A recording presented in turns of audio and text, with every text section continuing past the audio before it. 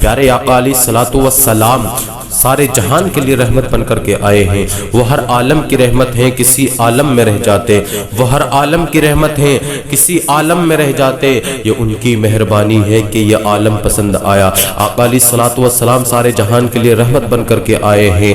حضرت عیسیٰ علیہ الصلوۃ والسلام کے بعد میں جب ظلم زیادہ ہونے لگا، ماں باپ کو ستایا جانے لگا، یتیم بچوں کو ستایا جانے لگا، زندہ لڑکیوں کو دفنایا جانے لگا، ایسے عالم میں سب کی صدائیں یہی ہو رہی تھی، سب کی آوازیں یہی آ رہی تھی، اے اللہ کسی ایسے کو بھیج دے جو غریبوں کا مددگار بن کر کے آ جائے، اے اللہ کسی ایسے کو بھیج دے جو دنیا میں ظلم ہونے سے بچا لے، اے اللہ کسی ایسے کو بھیج دے تکلیف زداؤں کی تکلیفوں کو دور کرنے والا بن کر کے آئے۔ اللہ اکبر کبیرہ۔ ایسے عالم میں ایک باپ جب اپنی بیٹی کو دفنانے کے لیے لے جا رہا تھا، اس کی ماں نے اس کو تیار کیا، ایک معصوم بچی، چھوٹی سی پیاری سی بچی اپنی ماں سے تیار ہو رہی تھی، اسے پتہ نہیں تھا کہ اس کا باپ اسے دفن کرنے کے لیے لے جا رہا ہے، اس کی ماں نے بھی اسے کچھ نہیں بتایا تھا۔ اللہ اللہ، ایسے عالم میں ایسی یتیم بچیوں کو دفنایا جا رہا تھا، اللہ اکبر کبیرہ۔ لیکن جب اس کی ماں نے اسے تیار کر دیا،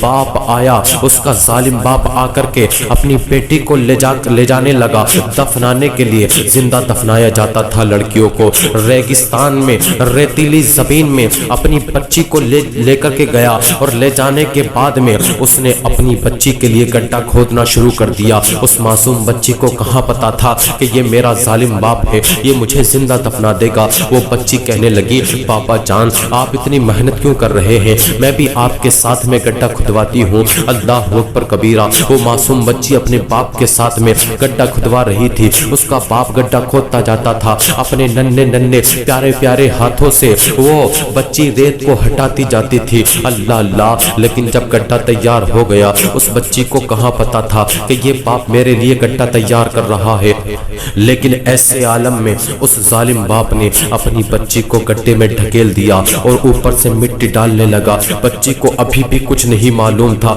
کہ یہ میرا ظالم باپ ہے، یہ مجھے دفنا دے گا، زندہ دفن کر دے گا۔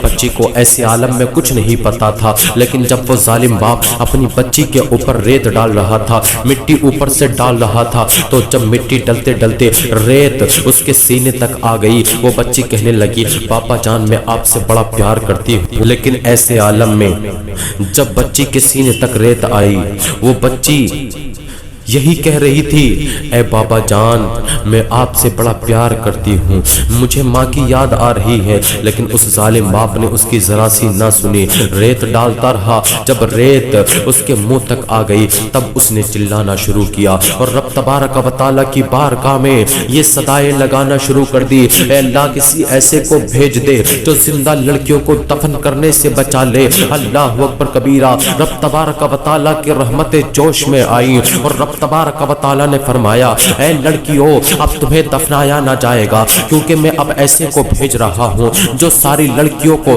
زندہ دفن کرنے سے بچا لے گا، غم گساروں کا غم گسار بن کے آنے والا ہے، ماں باپ کو ستانے نہیں بلکہ ماں باپ کو عزت دینے آنے والا ہے۔ اللہ اکبر کبیرہ۔ رب تبارک و تعالیٰ نے 12 ربیع الاول کو صبح صادق کے وقت میں جو کچھ مہینے پہلے حضرت عبداللہ کی پیشانی سے وہ نور نکل کر کے حضرت آمینہ رضی اللہ تعالی عنہا کے شکم ادھر میں پہنچا تھا، حضرت عبد المطلب کے گھر میں وہ آیا۔ اللہ اکبر کبیرہ۔ صبح صادق کے وقت میں امام عشق و محبت یہ دیکھ کر کے یوں فرمانے لگے، صبح طیبہ میں ہوئی پٹا ہے بالا نور کا، صدقہ لینے نور کا، آیا ہے تارا نور کا، اور میں گدا تو بادشاہ بھر دے پیالہ نور کا، نور دن دونا تیرا دے ڈال صدقہ نور کا۔ امام عشق و محبت یوں فرماتے ہیں، جس سہانی گھڑی چمکا طیبہ کا چاند، اس دل افروز سعادت پہ لاکھوں سلام۔